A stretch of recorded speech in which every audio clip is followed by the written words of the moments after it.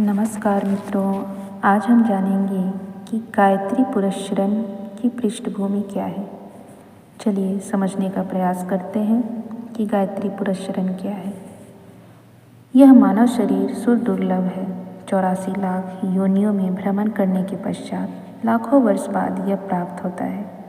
एक बार इसे व्यर्थ गवा देने के पश्चात लाखों वर्ष बाद ही ऐसा अवसर आने की संभावना होती है।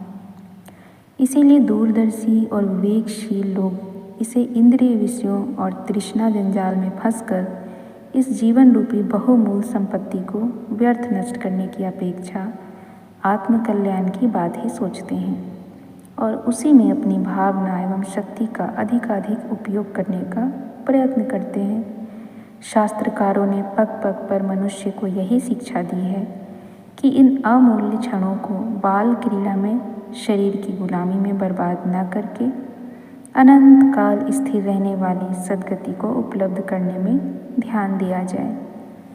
इसी में उसका सच्चा हित, स्वार्थ, लाभ एवं कल्याण सन्निहित है। इस आत्म कल्याण की साधना को योग कहते हैं।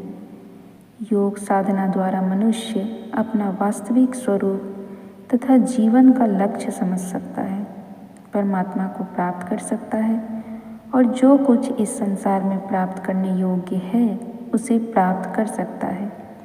कहा गया है कि आत्मा ही देखने, सुनने, मनन और निधि ध्यासन करने योग्य है।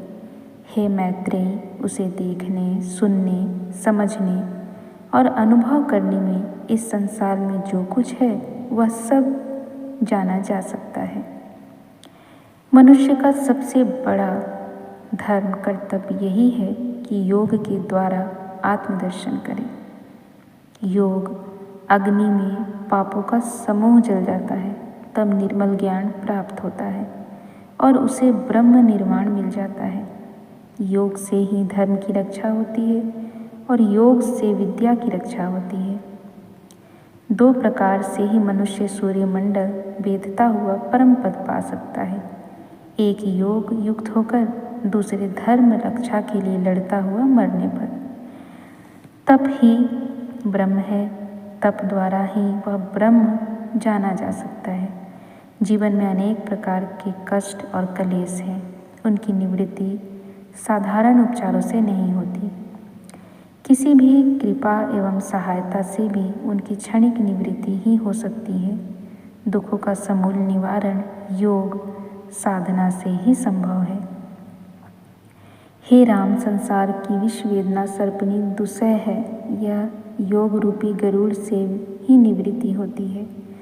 शरीर के योगा अग्निमय होने पर उसे कोई रोग नहीं होता, बुढ़ापा नहीं आती, मृत्यु भी नहीं होती है। इस प्रकार से आप समझ सकते हैं कि गायत्री की पुरस्चरण में योग का भी महत्व है और साथ ही साथ पुरस्चरण में तप तो होता ही है।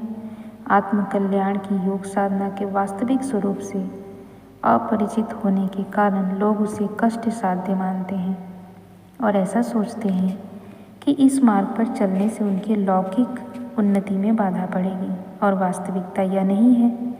आध्यात्मिकता के मार्ग पर को अपनाकर साधना पथ पर चलने में केवल परलोक एवं परमार्थ ही नहीं, सतता वरन इस लोक में सुख शांति के साधन उपलब्ध होते हैं। योग साधना गृहस्थ में रहते हुए भी सुविधापूर्वक हो सकती है। उसके लिए घर त्याग कर विरक्त भ्रमण करना आवश्यक नहीं। साधना में लोक और परलोक दोनों ही सफलता मिलती है और धर्म, अर्थ, काम, मोक्ष चारों ही पदार्थ प्राप्त होते हैं। जिससे धर्म, अर्थ, काम, मोक्ष चारों ही सधते हैं, वही सच्ची साधना है।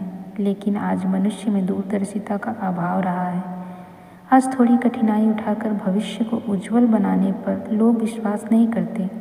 वे इतना ही चाहते हैं कि आज इसी क्षण हमें अधिकाधिक मौज मजा करने का अवसर मिले। इस आतुरता से वे कर्म करते हैं और तुच्छ कार्यों को बहुत महत्वपूर्ण मानकर उन्हीं में उलझे रहते हैं।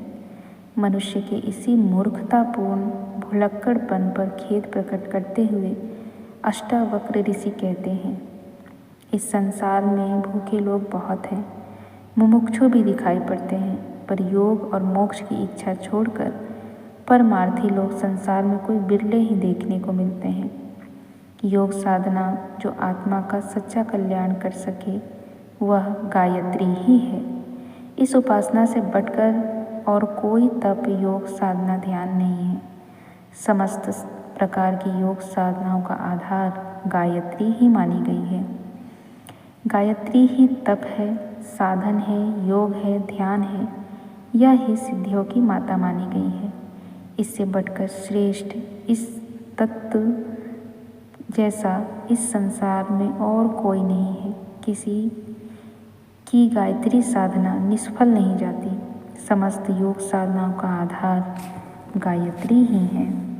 इसीलिए गायत्री साधना सदैव लोगों के लिए कल्याणकारी होती है। तो हमने गायत्री पुरस्रण की पृष्ठभूमि में योग का महत्व जाना, तप का महत्व जाना।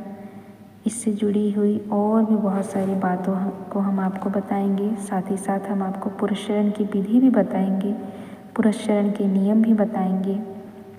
अनेक प्रकार की बातें आपसे साझा करते रहेंगे। आज के लिए सिर्फ हमने पुरस्रण की पृष्ठभूमि को जाना है।